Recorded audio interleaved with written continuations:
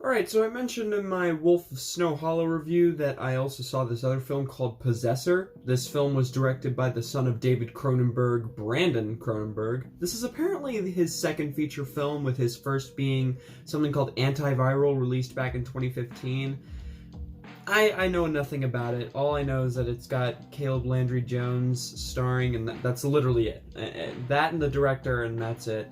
Haven't seen it. Doesn't look like something that'll interest me, but who knows? I'll watch it eventually, maybe. I don't know. According to fans, though, this newest film is actually apparently a huge improvement. This is a sci-fi horror thriller mind-fucking gore fest where the main character is an assassin who takes over people's bodies using brain implants and uses them to carry out high-profile assassinations. This is honestly one of those films where I could easily see it being like a Black Mirror episode or something, but if that were the case, then it probably wouldn't be as gory or violent. One of the most enjoyable aspects to this film was the abundance of great gore and violence. I really appreciated the film's use of practical effects. Like I said, the gore looks great and there's a lot of enjoyable and uncompromising violence. Every once in a while, it's good to appreciate an enjoyable gooey horror flick. Though with most of the effects being practical, there were some that were clearly computer generated. What's interesting is that all the computer effects were clearly done for experimental purposes.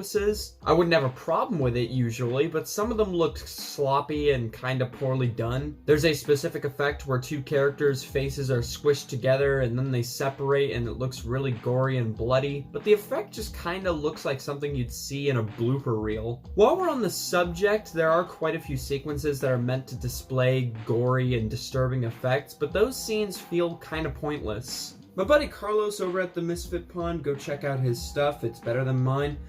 He actually brought something to my attention that I hadn't really considered in detail before. He said that the film was aiming to be about the battle of consciousness, a point that I can certainly agree with, but here's my problem with it.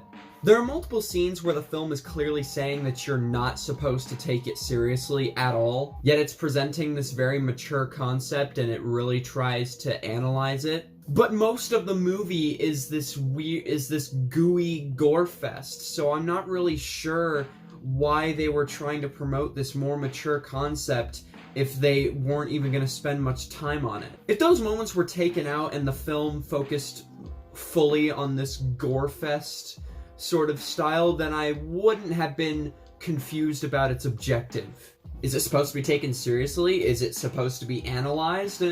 I personally don't know. I didn't see it as a film that you're supposed to interpret.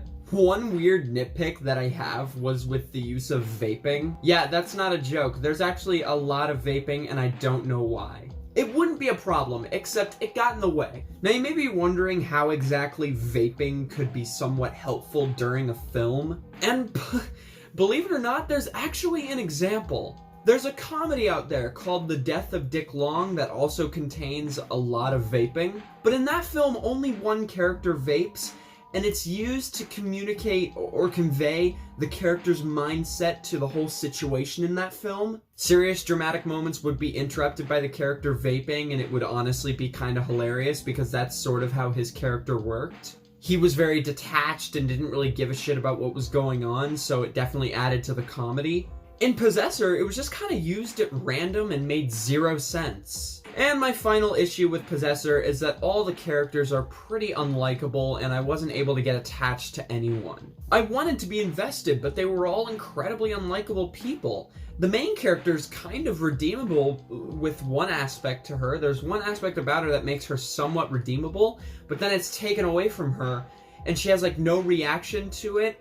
And it should be a big deal, but it doesn't even faze her. So I don't even think I can give the film props for that. The story would have captivated me way more if I could attach to any of the characters. I know I've been kind of ragging on this film for most of the video, but I want to communicate that I don't hate or even dislike this movie. I found a lot of it to be quite enjoyable. Like I said, the violence was incredibly uncompromising and very fun to watch, and that took up most of the movie. The score was well used, though it wasn't particularly anything special. It was well shot, and there were some specific shots here and there that were actually very well framed. I really like the neon feel to this film. It definitely helped this film stand out a little bit. while I had my fair amount of issues with this film, I did enjoy it. I'm glad some people love it, but it just didn't strike that chord with me. But I would recommend it as a fan of gooey horror flicks that are not meant to be taken seriously. I would recommend it to those kind of people.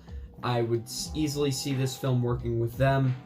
I would give it a light 6, maybe solid 6, but you know, 6 out of 10. It's a decent watch, not anything that I loved, but I enjoyed in the moment. And I would watch again, maybe with some friends, maybe. Yeah, I don't know. But, who knows?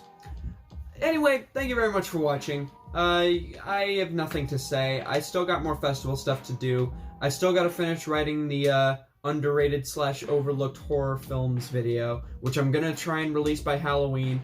There's a part of me that might just stop doing the festival reviews, because they're kind of getting in the way. But we'll see what happens. Anyway, thank you very much for watching, and I'll see you guys later. I'm Cynic the Critic. I'm going offline for now.